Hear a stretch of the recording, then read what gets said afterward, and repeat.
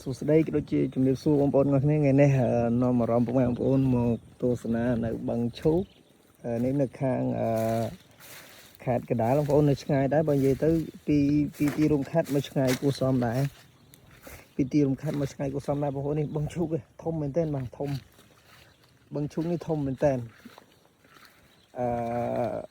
ថ្ងៃនេះ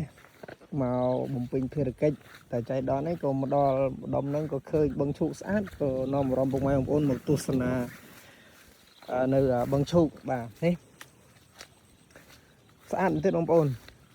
ហើយមួយវិញទៀតខ្ញុំចង់ណែនាំបងប្អូនឲ្យស្គាល់នេះគឺជាដើមរាំងបងប្អូនពុកម៉ែបងប្អូនណាខ្លះដែលមិនទាន់ស្គាល់ថានេះជាដើមអីបាទនេះគឺជាដើមរាំង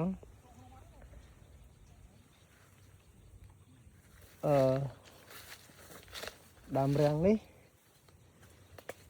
ភាគច្រើនដុះនៅតាមស្រែបងប្អូនដុះនៅតាមស្រែតាមជនបទយើងឆ្ងាយដាច់តម្លៃពីក្រុងអញ្ចឹងណាមិនមែនជាប្រភេទដើមរាំងដែលយើងដាំនៅតាមហាងឯងមិនមែនជាប្រភេទដើមរាំងដែលយើងដាំនៅតាមហាងឯងតែវាក៏ជាប្រភេទដើមរាំងតែមួយដូចគ្នាដែរគ្រាន់ថាអាមួយយើងដាំនៅមួយយើងដាំនៅហាងអាមួយវាដុះនៅតាមតំបន់ធម្មជាតិអញ្ចឹងណាបងប្អូននេះហើយក៏មិនមែន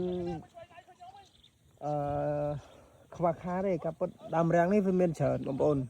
នៅតាមជនបទគឺមានច្រើនគ្រាន់ថាតំបន់ខ្លះគេកាប់ចោលអញ្ចឹងណាបងប្អូនគេកាប់ចោលគេអត់ដឹងថាវាមានអត្ថប្រយោជន៍អីបានច្រើននេះខ្លះអញ្ចឹងណាបងប្អូនអត្ថប្រយោជន៍ដើមរាំងនេះវាមានច្រើនណាស់បងប្អូន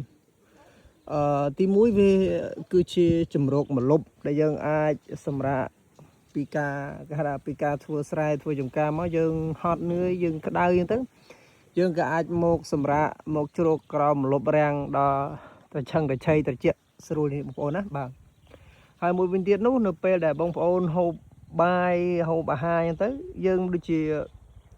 ម្ហូបយើងគឺជាប្រហុកឬក៏ផ្អកអីអញ្ចឹងទៅយើងអាចបេះស្លឹករាំងត្រួយរាំងច្រឡំបងប្អូនយើងថាត្រួយយើងអត់ហៅស្លឹកទេព្រោះស្លឹកវាចាស់ត្រួយរាំងខ្ចីហ្នឹងគឺយើងអាចបេះមកចុចជាមួយនឹងប្រហុកឬក៏ផ្អកយើងហូបបានណាបងប្អូនវាមានជាតិជាប់តិចតែប៉ុន្តែវាឆ្ងាញ់មួយយ៉ាងបងប្អូនវាឆ្ងាញ់មួយយ៉ាងវាអាចជាថ្នាំដែរបងប្អូនវាអាចជាថ្នាំដង្កូវសម្រាប់ពុកម៉ែបងប្អូនយើងធ្វើថ្នាំដែរគ្រាន់ថាខ្ញុំមិនច្បាស់ថាធ្វើថ្នាំអីចឹងបងប្អូនធ្លាប់ឮចាស់គាត់ថាយកសម្បករាំងយកអីទៅធ្វើថ្នាំមិនដែរចឹងណាបងប្អូនហ្នឹងហើយត្រឡប់មកវិញ